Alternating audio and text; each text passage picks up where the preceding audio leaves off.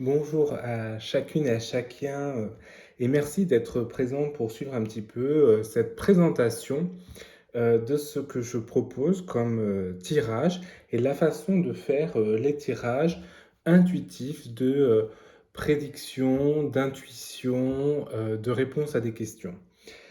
Mon objectif, là, c'est vraiment de vous présenter les jeux avec lesquels je travaille, avec lesquels je me sens bien, avec lesquels j'ai l'impression qu'il y a une cohérence qui s'établit. Et je ne fais pas, moi, de tirage pour le sentiment de la semaine, la sensation de la semaine, car chacun est différent et je fais des tirages personnels.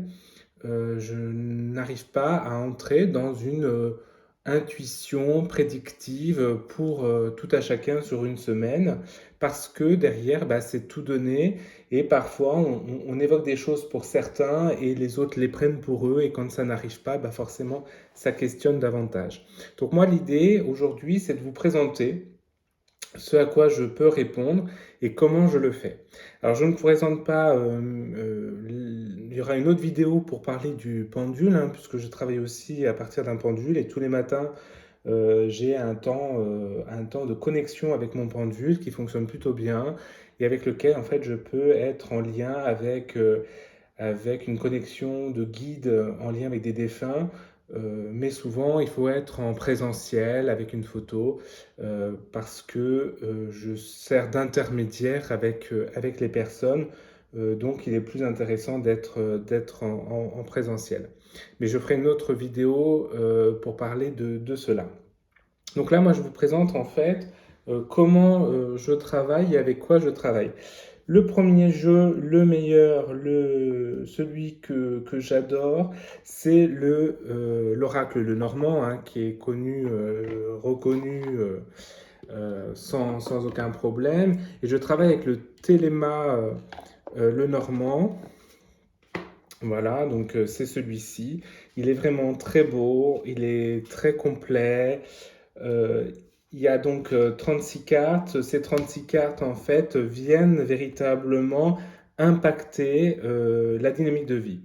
Je l'utilise quand on veut regarder en prédictif sa vie sentimentale, sa vie professionnelle, quand on veut répondre à une question oui-non, puisqu'il est très parlant aussi pour les réponses aux questions fermées. Donc j'utilise vraiment sur le caractère prédictif et pour des questions oui-non. Alors comment je procède généralement, hein, parce qu'après il peut y avoir quelques variantes, suivant aussi comment on le sent et le questionnement qu'il y a vraiment. Donc, alors là, c'est vraiment qu'un exemple pur, hein, je vous explique un petit peu. Donc toujours, première chose, et ça, pratiquement tous les cartomanciens le font, euh, c'est le travail à la coupe d'une part, hein, c'est-à-dire qu'une fois qu'on a remué les cartes et battu les cartes, eh bien on va faire à la coupe. La carte du fond représente en fait un qualificatif de la carte qu'on a là.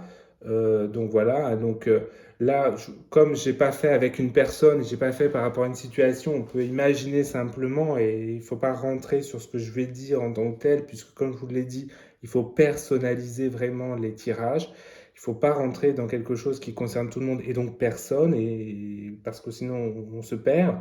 Ici, on a la carte de la tour. La tour, donc, c'est à la fois les épreuves, c'est les obstacles possibles, mais c'est également une élévation de soi. Une élévation, donc on grandit après, à partir d'épreuves. Hein, donc on a à la fois quelque chose qui est lié à un caractère positif d'élévation, un caractère un peu plus négatif, hein, les difficultés, les obstacles qu'on peut rencontrer.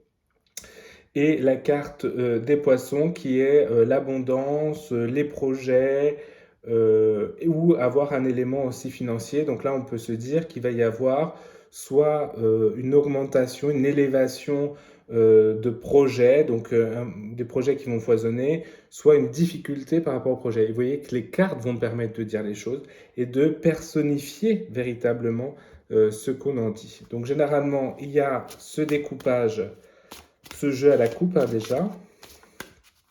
Et puis après, je fais très souvent un tableau à 9 cartes. Donc là, on est d'accord que je le fais un peu dans le vide, mais on voit bien qu'il y a des questions concernant des projets qui questionnent. Donc on va avoir en fait, on peut être sur la vie professionnelle avec des projets professionnels, on peut être aussi sur la vie sentimentale. Donc voilà. Donc je le fais sans le faire, je ne suis pas très concentré là. Là, on a la carte centrale, je vais l'expliquer. Là, l'idée, c'est de vous montrer comment, en fait, euh, je m'imprègne des cartes pour travailler le prédictif. Alors, donc pourquoi un tirage à 9 cartes? Pour plusieurs raisons. La première, c'est que les trois cartes ici concernent le passé de la vie, soit professionnelle, soit sentimentale de la personne, hein, du consultant ou de la consultante. Ces trois cartes, le présent, avec la carte centrale, hein, ce qui est l'ancrage fort de la vie personnelle ou professionnelle, sentimentale du consultant ou de la consultante. Et puis ces trois cartes, c'est les trois cartes d'avenir. Ce que j'aime aussi à dire, c'est que lorsqu'il y a eu ce fait qu'on batte les cartes en pensant véritablement à la consultante ou au consultant, à son questionnement qu'elle a, quand on bat les cartes, à la fin, il y a toujours cette carte du fond. Parfois, on prend la carte, on voit les cartomanciennes prendre la carte en disant voilà ce que ça impulse. Pour ma part, je considère que la carte qu'il y a au fond, c'est la carte qui s'est éloignée pendant qu'on parlait, qu'on pensait à la personne qui vient en fait participer au tirage. Donc, généralement, je retourne le paquet et je dis que cette carte, c'est la carte de quelque chose qui s'éloigne. Donc ici, il y a une naissance qui s'éloigne. Donc on voit qu'il y a un projet qui est avorté, il y a un projet qui s'éloigne. Donc la tour représente la difficulté certainement par rapport au projet. Vous voyez, donc là, on peut être dans cette dynamique-là. Projet personnel, familial ou projet professionnel, on ne l'a pas défini au départ. Donc souvent, je prends la première carte. Donc ici, c'est la carte de la passion ou de caractère, quelque chose qui est là depuis très longtemps. Donc ça, c'est la carte centrale par rapport à ce tirage. Et puis après, je tourne chacune des cartes en nommant à chaque fois les cartes, hein, le renard, le foyer, la maison, l'ours qui est le travail. On revient sur les poissons, donc ça peut être l'abondance, ça peut être, on l'a vu, le travail, les projets. Là, on a le cercueil, ce qui est un peu logique puisque on s'éloigne d'une naissance. On a retiré la tour, hein. On voit qu'en 32 cartes, en 36 cartes, on retire les deux cartes de départ. Donc on voit que c'est vraiment très important. Et à partir de là, on peut travailler sur ce que ça peut signifier. Donc on va avoir une signification sur le passé. Donc on voit qu'il y avait une abondance de projets avec beaucoup de chemins, donc beaucoup d'ouvertures possibles. Il a fallu beaucoup se positionner.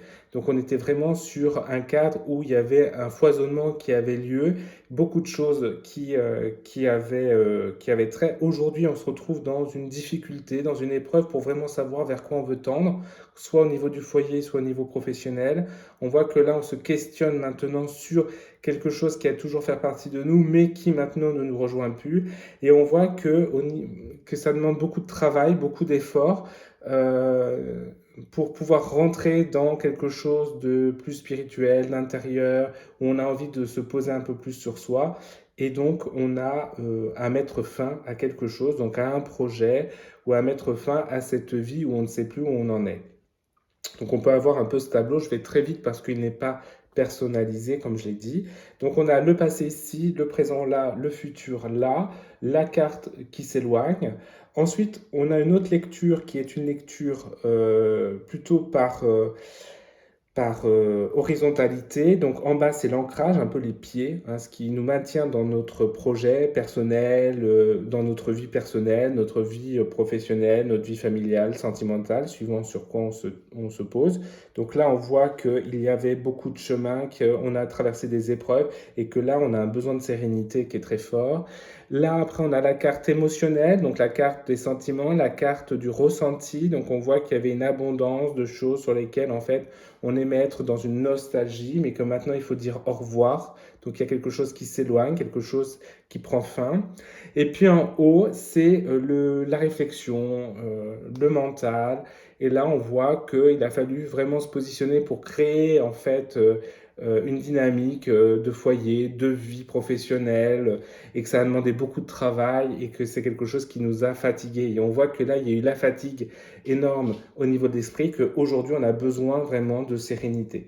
Donc, on a un premier tirage comme cela, passé, présent, futur, ce qui s'éloigne de nous dans ce tirage, l'ancrage, donc les pieds, l'émotionnel, donc le cœur, la réflexion, la rationalité, donc la tête.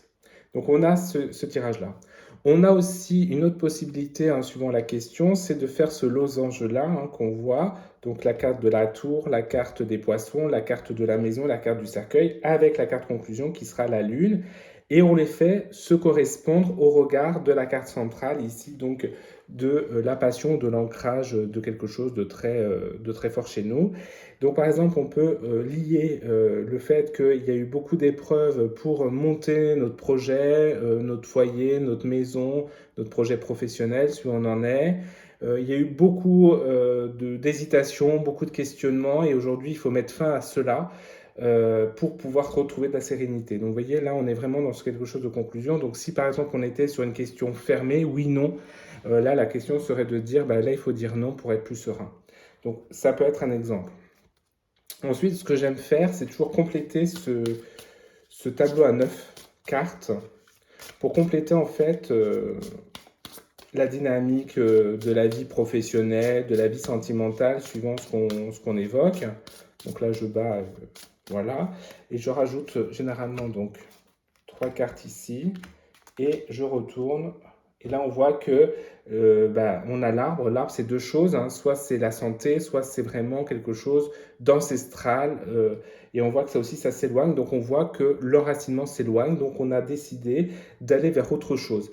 Autre chose, soit dans la vie professionnelle, soit autre chose dans la vie euh, sentimentale. Alors, vous voyez, bah, on tire la cigogne c'est la naissance, donc on voit que là on va arrêter de travailler lourdement, c'était trop lourd, là on veut quelque chose de nouveau, donc il y a quelque chose de nouveau, donc on a bien dit non.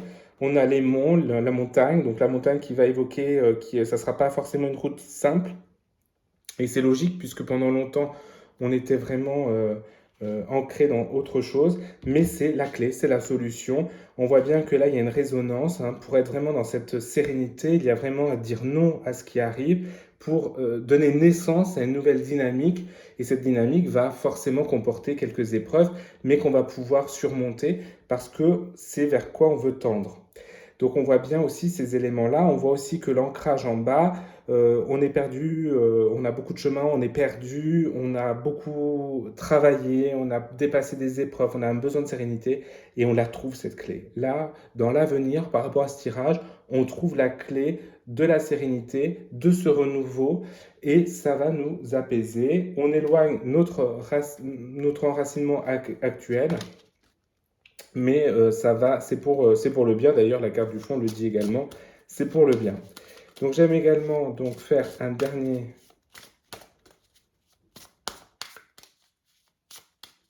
tirage.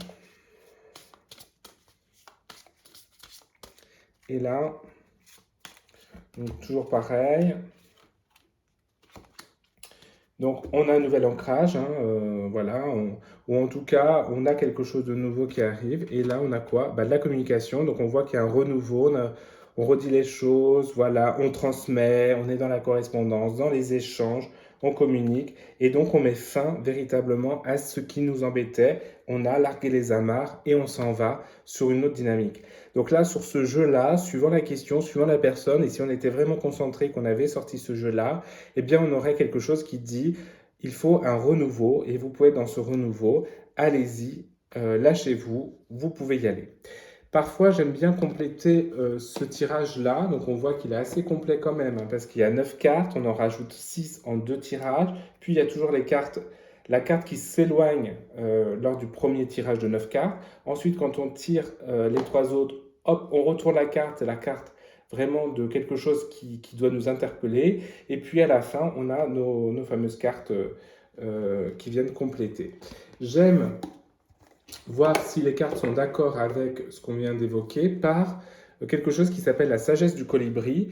C'est vraiment un oracle intéressant pour entrer encore en réflexion avec la spiritualité. Il y a quelques citations, il y a une phrase en fait, hein, il y a une phrase par carte. Euh, L'idée ici, en complément de ce tirage, c'est de prendre trois cartes, les trois cartes qui se suivent ou celles qui sautent du jeu pendant combat. La première, c'est un ancrage, hein, ce qui vient nous rejoindre.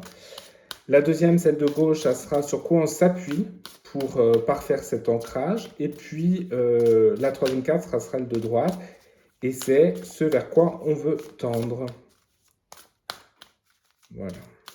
Donc, hop. Et là, je prends donc les trois cartes. Je ne fais pas... je prends vraiment les cartes qui se suivent parce qu'elles ont été battues au regard du jeu, au regard de tout ce qu'on s'est dit. Il faut savoir que généralement, ça prend 3/4 d'heure, 1 heure hein, de faire ce genre de tirage. Donc, les guides ont le temps de vraiment s'imprégner. Donc, la carte d'ancrage, c'est la carte 28 de la magie dans l'air. Restez attentif aux signes, aux synchronicités et aux messages qui guident votre trajectoire de vol. Et donc là, on voit qu'il faut arrêter d'être perdu. Il faut être attentif vraiment aux signaux qu'on nous envoie. Il faut arrêter, et peut-être que le labeur, la lourdeur, le travail, les épreuves, ce sont des signes qui nous disent on n'est pas dans le bon chemin, donc il faut peut-être arrêter. Donc on est là en train de se dire, vous devez être plus attentif aux messages qui guident votre trajectoire de vol. Donc ça, c'est intéressant. Sur quoi on s'appuie pour pouvoir arriver à ça? Alors, ça s'appelle un vol sans encombre. Nul besoin de lutter contre le vent quand on peut suivre le courant et naviguer facilement dans la brise. Ben là, on nous dit, arrêtez, s'il y a trop d'efforts à mener, c'est peine perdue. S'il y a trop d'efforts, c'est que ça ne convient pas, et on l'avait. On avait le travail, la lourdeur du travail avec l'ours, et qu'il y a bien une naissance d'un nouveau projet, où là, on est plus dans de la communication, dans du dialogue. Donc là, il faut arrêter de lutter. Il faut arrêter de lutter. Et à partir du moment où on arrête de lutter, eh bien, on est plus logique dans notre trajectoire de vol. Et vers quoi on peut tendre? Alors à partir de là, la magnifique carte du Sea Kent, vous êtes sur la bonne voie. Invoquez Sea Kent pour obtenir courage, confiance et protection. Donc les cartes sont vraiment alignées pour dire vous pouvez lever l'ancre sans aucun problème à partir du moment où vous arrêtez de vous accrocher à quelque chose que vous avez perdu d'avance, mais qui vous fait peur en fait d'abandonner. Mais votre trajectoire de vol, c'est d'aller vers quelque chose d'autre et de pouvoir après être sur la bonne voie avec ce courage et cette confiance que vous aurez retrouvé par rapport à tout ce que vous allez mettre en œuvre. Et on voit bien que la réponse à une question fermée était bien le non. Il faut pas poursuivre dans cette voie, mais il faut aller ailleurs. Il faut pas résister, hein, il faut tendre à autre chose et passer ce chemin-là.